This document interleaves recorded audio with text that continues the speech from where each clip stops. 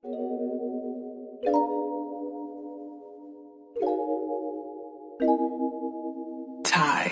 when creating and composing music, what is your process?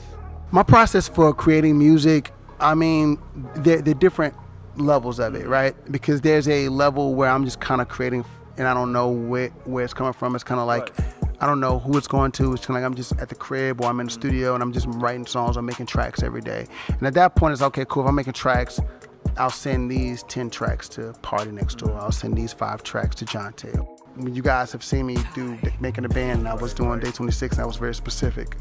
Or if you guys see me and Jermaine work on Mariah or work on Usher, that's very specific. When we get into that specific zone, it's really about what the artist wants to do. Working with all these different artists, how do you stay humble? How do you stay grounded? How do I stay grounded? Because I know that it's not me. I'm a person that believes in divine intervention. I'm a person that believes in favor, believes in fate. And I believe that you can speak things into existence, you could write things into existence. And everything that I've ever experienced in my life is something I wrote or I spoke. So what would you tell anybody looking to get into the music business? What advice would you give them? The best advice I can give anybody getting into the music business at this point, right, is I feel like artists now, when I get really irritated when I meet artists or meet producers or songwriters and like, oh, yo, put me on. I'm like, yo, I can't put you on. I really can't. At the end of the day, you got to put yourself, if your is hot and you got a lit SoundCloud or you got a record on, you know, on iTunes or Spotify, whatever that's lit, they're gonna come find you. And then you can write your own check, you can own it. I know I had the pleasure of styling you, but tell me, who is your influences or what is your influence when it comes to style?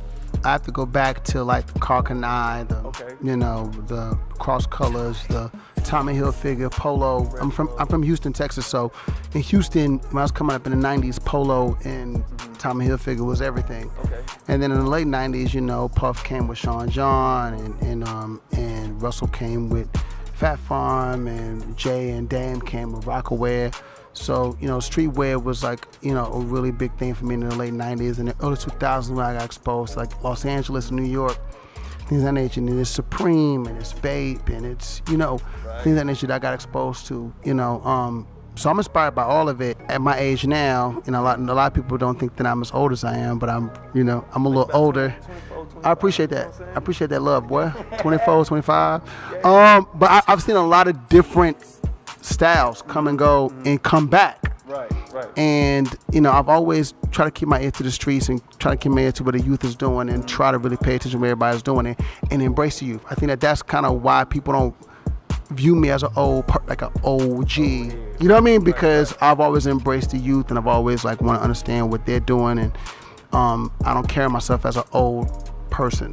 You know what I mean? I carry myself, you know, and this business keeps us young, and I'm extremely excited about what's happening in fashion right now. When it comes to clothes, what is your favorite brand or your favorite designer? My favorite designer from a clothing perspective, I would say, I mean, Nigo was one of my favorites back in the day. You know, Bape came about. I was a huge Bape fan. Naturally, Riccardo Tisci is somebody who, I mean, you know, the Nike collab, you know, his run, Givenchy was amazing. Kim Jones, his run at Louis Vuitton was amazing. You know, for me, I'm gonna keep it all the way funky. My favorite designer from a basic perspective, a daily basic aesthetic, is Ralph Lauren.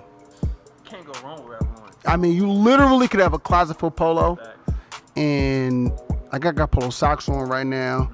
Like, you know what I mean? Like, check them out, which is dope. You know what I mean? Like, you know, you could literally, you know, and Yeezy's somebody who I admire. Kanye, Virgil, you know, the newer cats, you know, man, it's really doing their thing and killing the game from a designer perspective. I want to thank you for sitting here with us, and thank you for joining Level 21 magazine with the photo shoot and everything of that nature, and hopefully see you again soon.